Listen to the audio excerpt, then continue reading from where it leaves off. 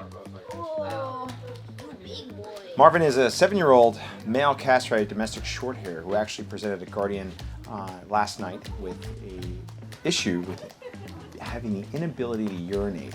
This is a fairly common condition that's often seen with cat owners, that sometimes their cats are seen going in and out of the litter box.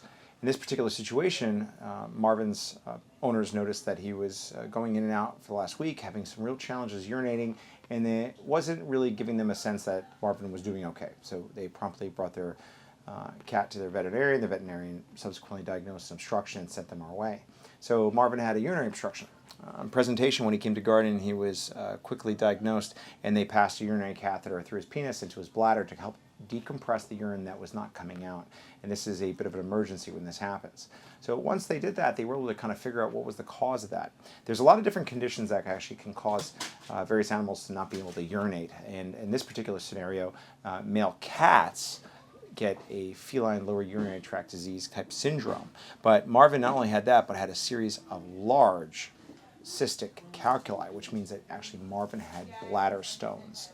Bladder stones are literally little calculi or rocks that are situated within his urinary bladder that are actually almost very synonymous with saying, oh, I have a bunch of debris or marbles in your bathtub that find their way to the drain and can't go down the pipes, so you get a clog.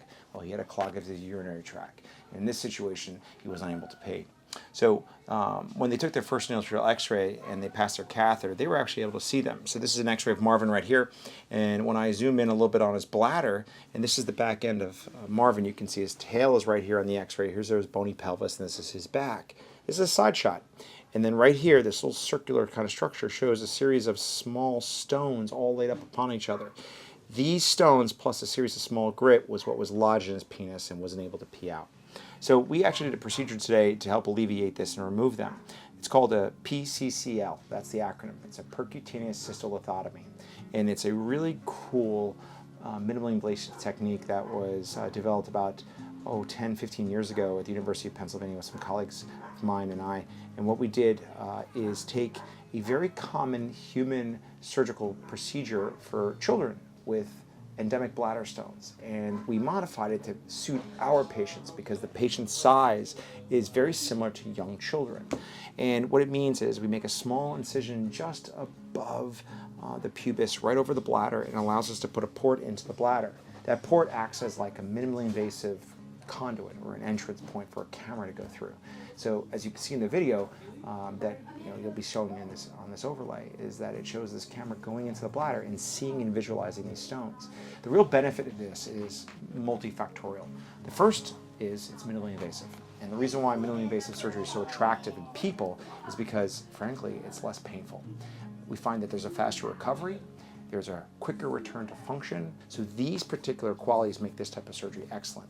The other thing that we actually have is the ability to use very small cameras to get into very small spaces that my fingers and my eyesight would not be unable to achieve. So we can use human cystoscopes, which are human long cameras that go deep into nooks and crannies, including down the bladder into the urethra, almost out this cat's penis, which is a very, very small little channel, to see if there's any stones, damage, debris, grit, or sediment, and flush it out, remove it manually, and that's a real advantage, all through a very small incision. So that's one of the really great advantages of this. This is why, in people, the gold standard for a lot of gallbladder surgery or appendix surgery is laparoscopically or minimally invasively. Same in prostatic surgery and various other abdominal procedures, because we're really doing a lot of surgery through very small incisions, and the outcomes are excellent. So in Marvin's situation, he's recovering now. He's going to be here overnight. He's going to hopefully start peeing really readily. We'll have him out of here by tomorrow afternoon or evening.